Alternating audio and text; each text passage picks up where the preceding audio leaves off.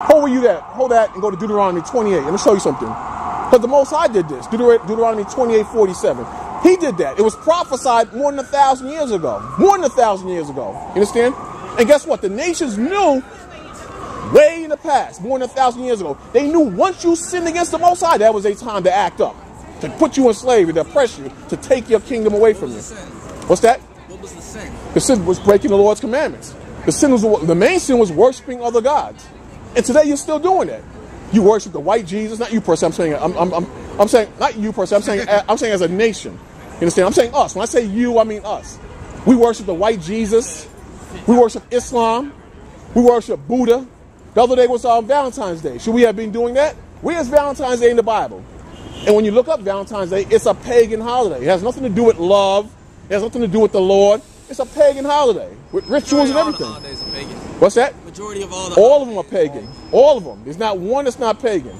All of them are pagan. Mother's Day is pagan. Easter's, huh? Martin Luther King Day. Well, that's a respect. That's a what you call it? A man-made holiday. You understand? Well, yeah, I mean all holidays. But that's not. Well, when I say a holiday, I'm talking about the ones that have a major impact on you. Like people do Martin Luther King.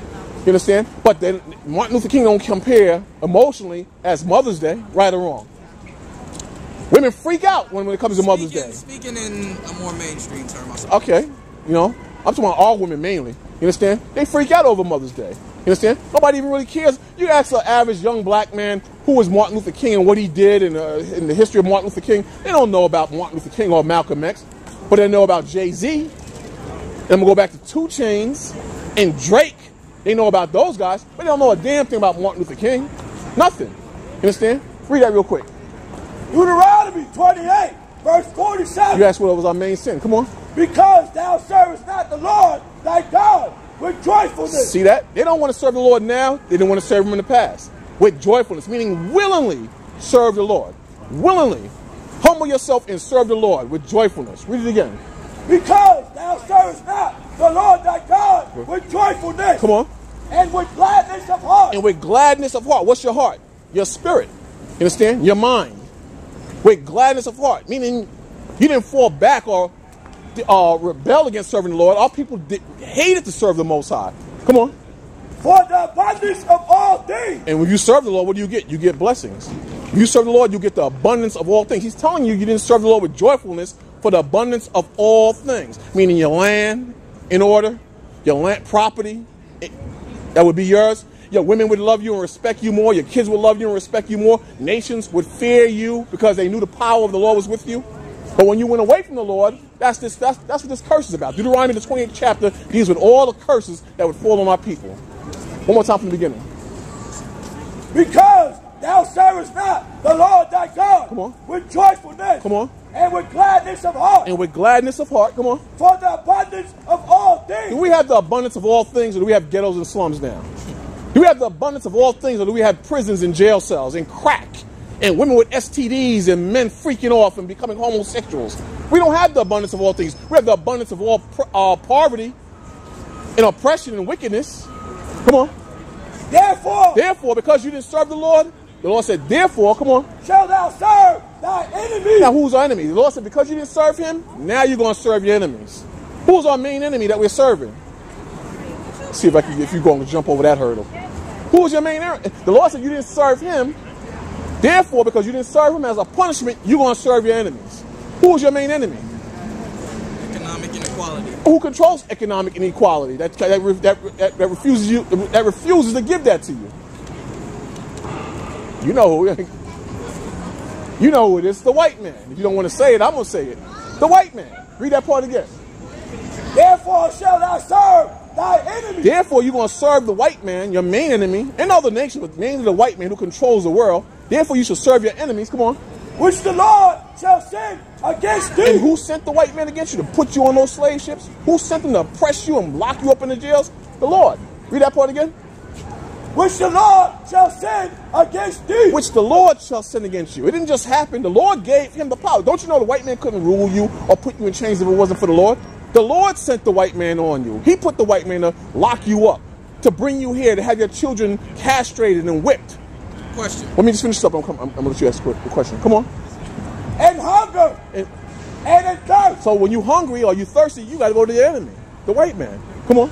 And in nakedness. And in nakedness, because when you need clothes, who do you got to go to? You got to go to Foot Action. You got to go to whatever that is, Journey over there. You got to go to the Gap. You got to go to Macy's. You got to go to the white man to get clothes when you're in nakedness. Come on. And in want of all things. In want of all things. The Lord did that because we were disobedient to him. So it's not about we don't vote enough. It's not about we don't march enough. It's not about we need to be unified. You need to be unified, but in the spirit of Christ in the Most High. That's your king. That's above Obama and Trump or everybody. Christ, who was a black man, that's your king. That's who you're supposed to be unified under. So fast forward to, say, 2050, 2100. Right. Romans 15 and 4. China, Brazil, India, they've taken the place of America. At what point... That's right. That's not going to happen, though. That's not going to happen. America is the strongest country in the world.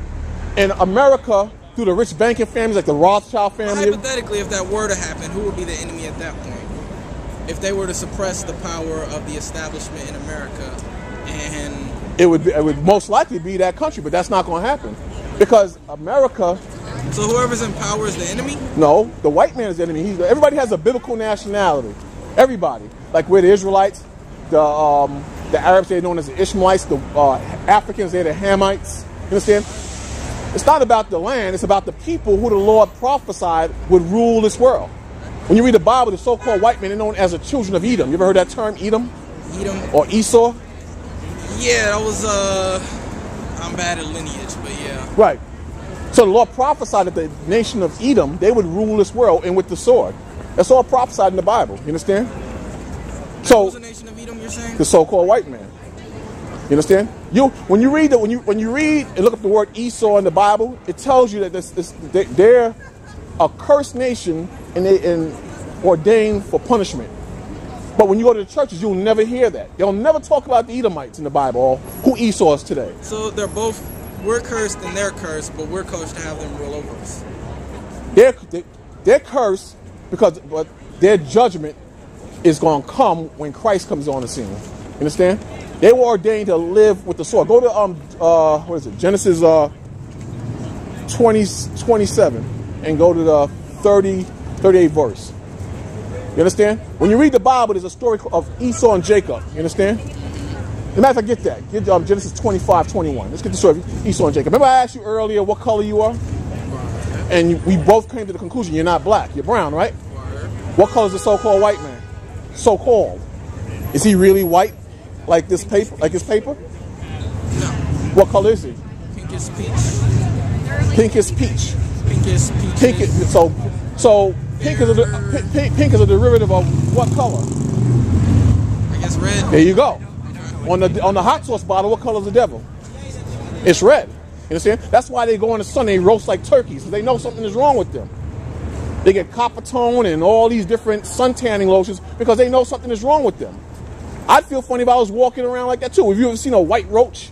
Don't they look odd? Or a white tiger? You understand? And the worst foods are white. You understand? It's better to eat brown rice than white rice, right? And think of a hamburger. What color is a hamburger before you cook it?